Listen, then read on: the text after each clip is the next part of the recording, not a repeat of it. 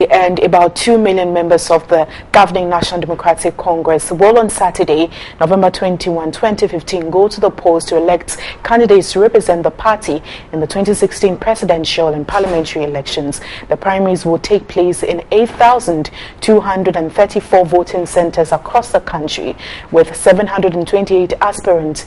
The Northern region has the highest number of aspirants of 106, Upper East with the least number of 45. The number of incumbent MPs contesting are 127. 62 of them are contesting unopposed, and there are 74 women aspirants. Also, there are 3 physically challenged persons contesting in the primaries. I do have David Adbe, Executive Director of the Institute of Governance and Security, and he joins me via phone. Good afternoon, sir.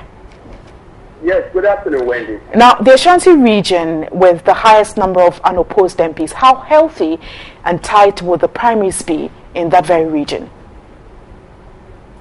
Yes, thank you so much, Wendy. It gives a signal that Ashanti region is becoming more of an interesting phenomenon in the political terrain as far as NDC is actually concerned. One critical thing is that right from 1992 up to date, 2012, you realize that NDC has been performing creditably well in Ashanti region, especially in 2012 elections.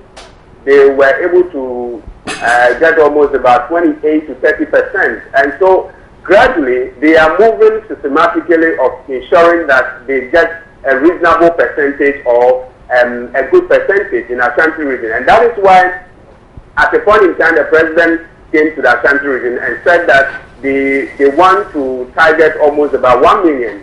And so for them to get almost 9 to 8 aspirants, and out of that some of them are going unopposed, it gives a clear signal that the party is actually bent of causing some havoc to the political opponent, which is the MPP.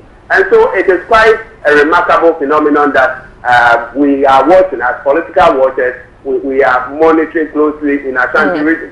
Now, as a political watcher and looking at the results that have come through from the region, does it seem like the Ashanti region is even ready for a change? I could say that yes.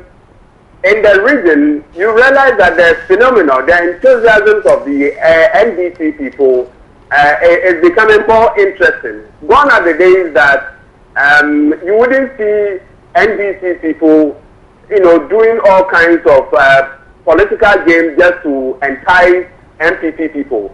But as you speak now, NDC is all over in the region.